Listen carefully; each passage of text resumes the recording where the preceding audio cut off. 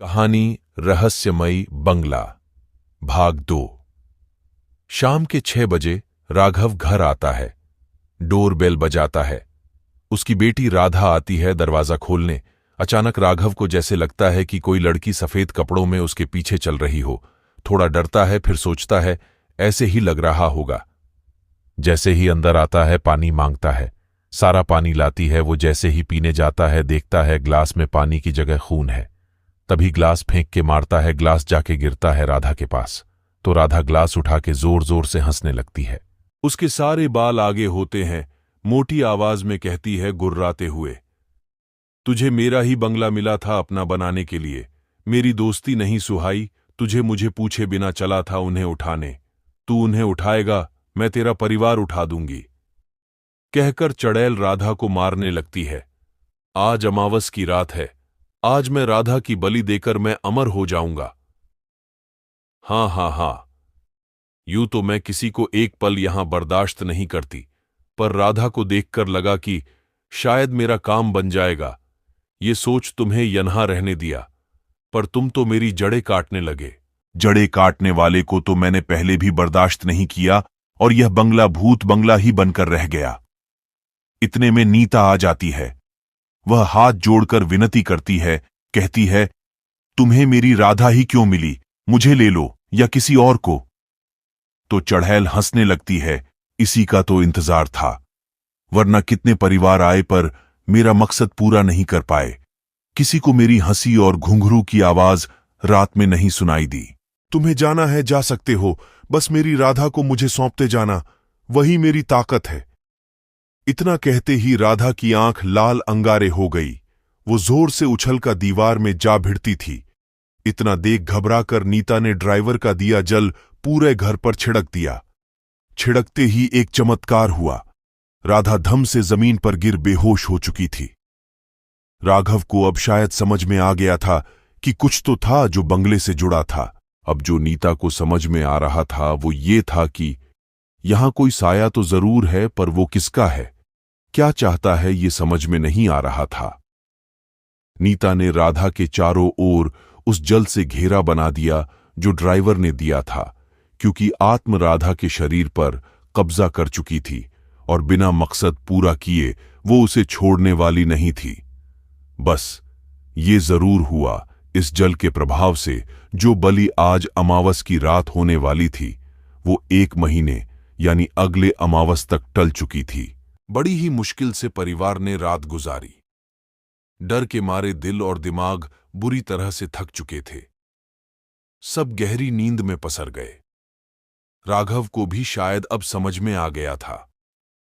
सुबह जब सभी जागे तो राधा भी सामान्य ही दिख रही थी, लेकिन वो सामान्य थी नहीं। वो इसलिए क्योंकि अमावस को रात को उस साये ने को उसका शरीर ले लिया था। वो और भी ताकतवर हो गई थी। अब उसका प्रभाव जो सुबह 4 से शाम 6 बजे तक न के बराबर होता था, वो अब पूरा था।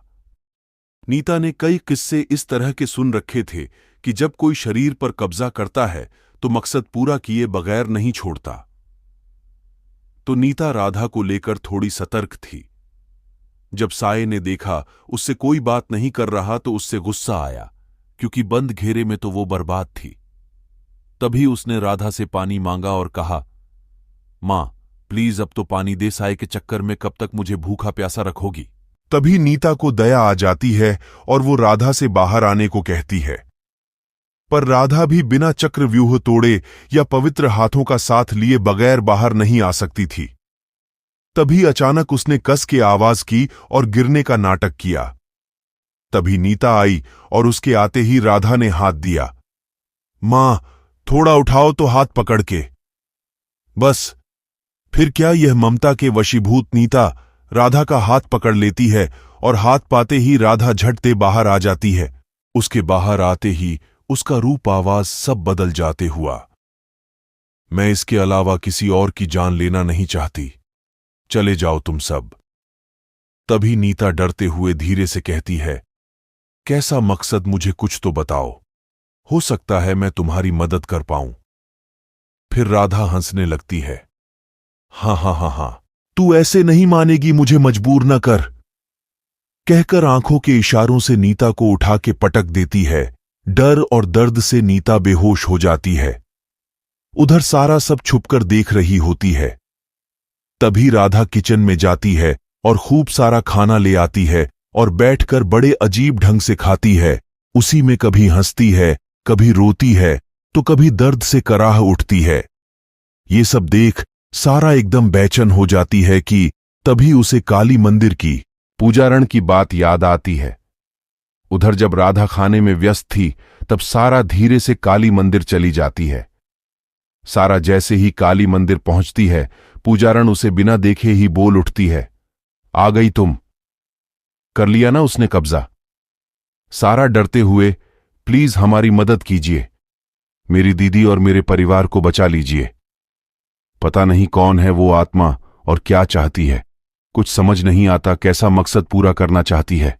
हम ठीक है चलो, पर वो वहां अकेली नहीं है, वहां 4 रूहें और है जो राधा की बलि के बाद आजाद हो जाएगी और ताकतवर भी।